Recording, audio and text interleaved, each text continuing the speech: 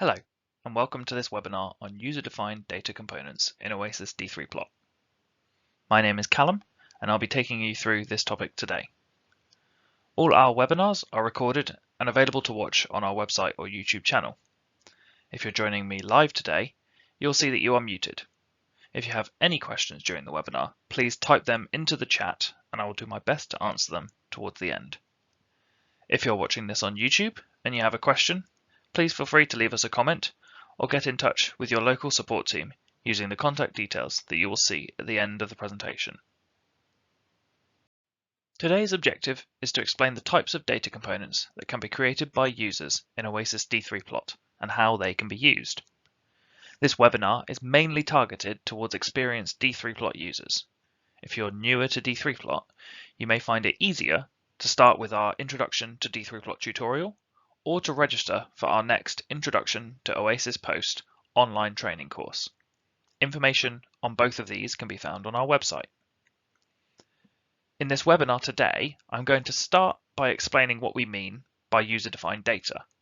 I'll then look at how to create data within D3 Plot using simple formulae, how to read data in from an external source, and how to create user-defined binary data.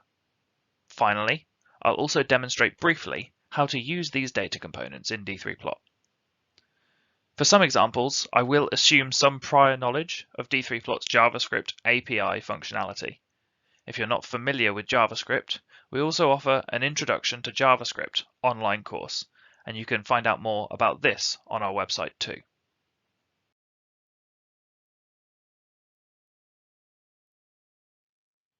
First, let's understand what we mean by user-defined data in the context of D3 Plot. As I'm sure you're aware, LS-DYNA can output many different data components. Some are produced by default, and others need to be requested with certain keyword cards in the input deck. However, sometimes engineers need to derive results from these basic outputs. Oasys D3 Plot allows users to define their own data components for nodal, solid, shell, thick shell, and beam data, as well as a generic other category. These components can be created by a variety of different methods: by providing simple formulae or JavaScript functions, by reading in data from a file created by an external source, or by using D3 Plot's JavaScript API to produce binary format files of data for D3 Plot to read. Once created, these components can be used just like any conventional data component in D3 Plot. Through this, they can be used by linked THIS and reporter sessions too. So, let's look at how to create data components within D3 Plot. Here I have a new D3 Plot session with a model already loaded. The user data menu is here in the tools menu.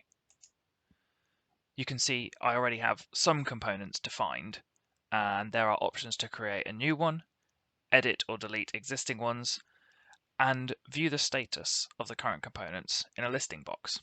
I'm going to click New to create a new component, and we can see the options available.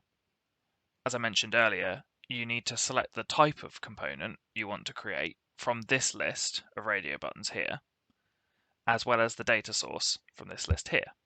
For now, we're going to select Simple Formula. This option allows us to calculate results by combining built-in data components with common mathematical operations. For the full list of components, operators, and functions supported here, please refer to section 6 of the D3 Plot manual. All calculations are made using double precision floating point arithmetic and produce a single result.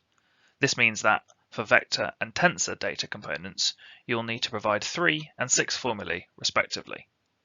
Also note that where an expression cannot be evaluated, the result defaults to 0. Now let's look at creating some components using simple formulae.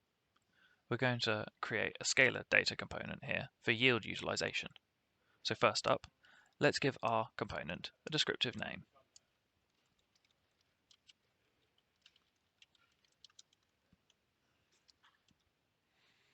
Now we need to define the formula that it will use.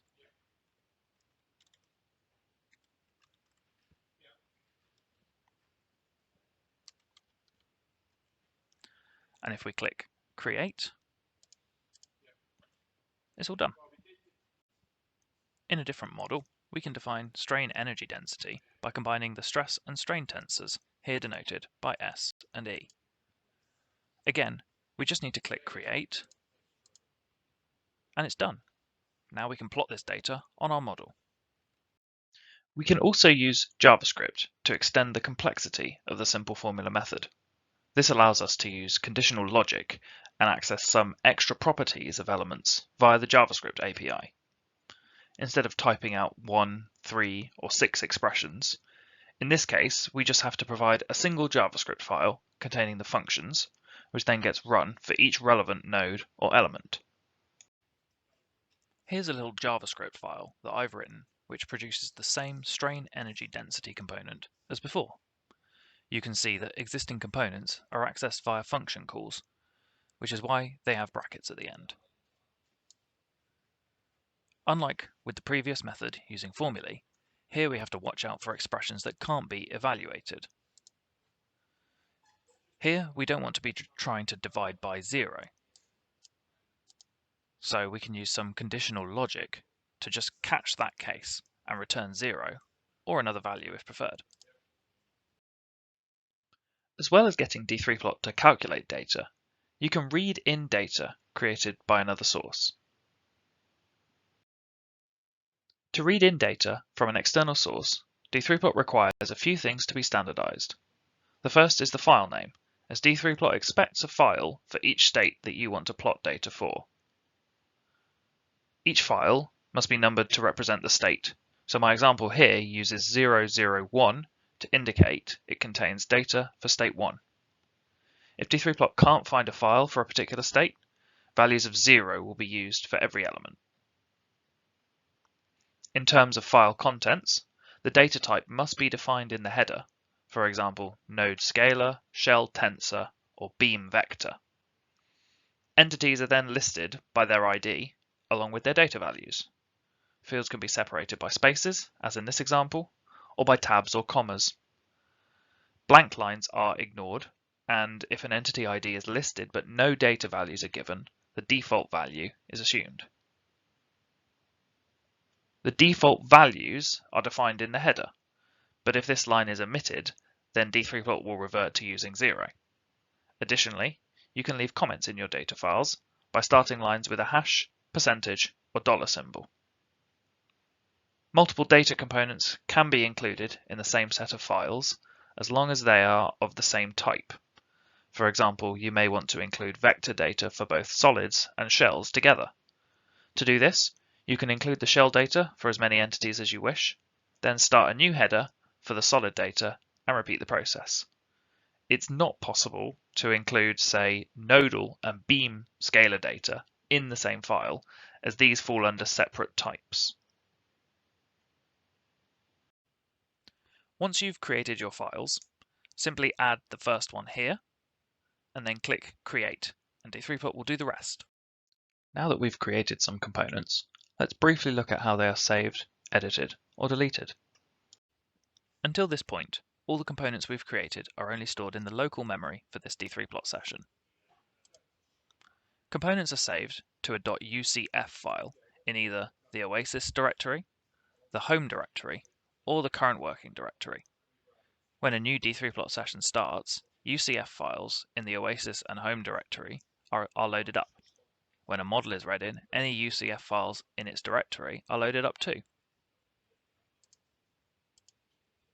Remember that component names must be unique and are not case sensitive. If you try to save a component twice without overwriting, a number will be appended to the end of the new one to ensure the names remain unique. To edit a component, you just need to click the Edit button and choose the component. Here we're presented with a similar menu to before. You can change the component name and creation method, but not the component type. As you can see, it's grayed out.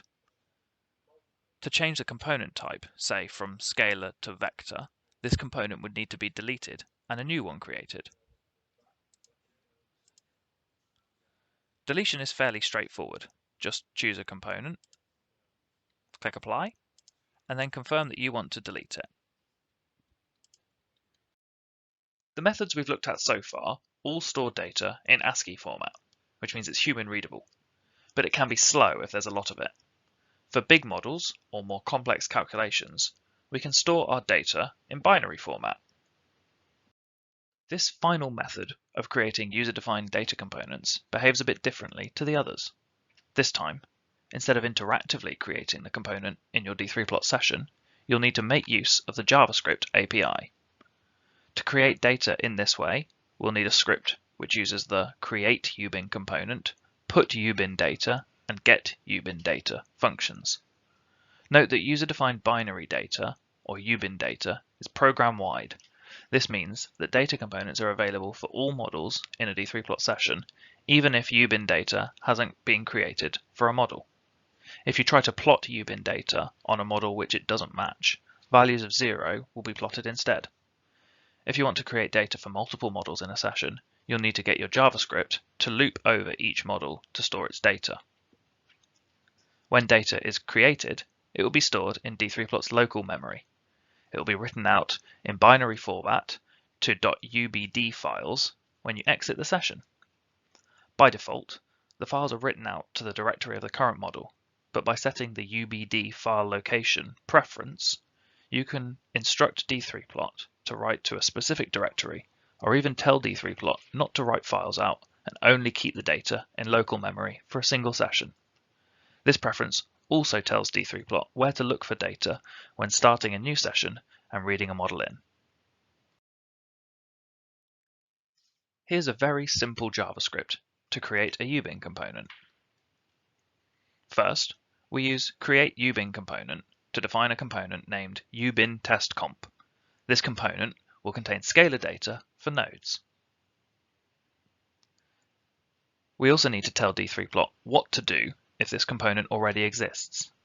Either replace it with this new one or rename this component to the next unique name by appending a number to the end of the component name. These are the minimum arguments required for this function, but it's also possible to define whether files are deleted when the model is closed and where this data component will be stored. By omitting these arguments, we tell D3plot to save this component to a UBD file in the model directory. Now we need to add some data to this component with the put UBIN data function. For simplicity here, we're just associating data with node 11 in the model.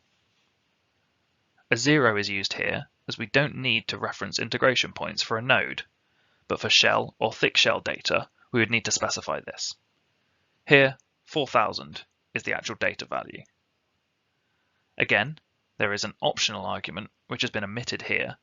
If you wish, you can define a specific state for this value, otherwise the current state is assumed. Now that we know how to create and save user-defined data components, let's see what we can do with them. Plotting data is much the same as plotting conventional data components.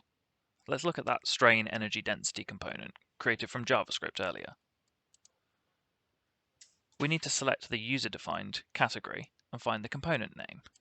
So that's in here, near the bottom, and the component name here, strain energy density, and I've highlighted that it's made from JavaScript. Then we contour our model, and we can see our data plotted. We can even use user-defined components to simply rename existing components to something more meaningful if we need to present data in a non-technical setting. This is a thumbs model, and I've created a user-defined component called bone stress, which is just the maximum principal stress component. By setting D3plot to only plot this component on solid elements, we can see the stress in the bones of the thumbs model. If I rotate the model, we can look at somewhere where stress is more obvious, like in the leg here. We can then export images or animations using this data plot by just going to the Images menu and exporting as you would normally. That concludes my examples for this webinar. If you'd like to find more resources to learn more about using D3plot or other parts of the Oasys suite, head over to our Oasys LS-DYNA YouTube channel for other webinar recordings, plus our short top tip videos. We also host all our past webinars on our website under the Past Webinars tab. Finally, all the finer points of user-defined data components can be found in section 6 of the D3plot manual. This goes into way more depth than I was able to cover in this short webinar. Thank you very much for watching. I'm now happy to try and answer any questions you may have. If you're watching the recording of this webinar, you can get in touch with us using the contact details on the slide now.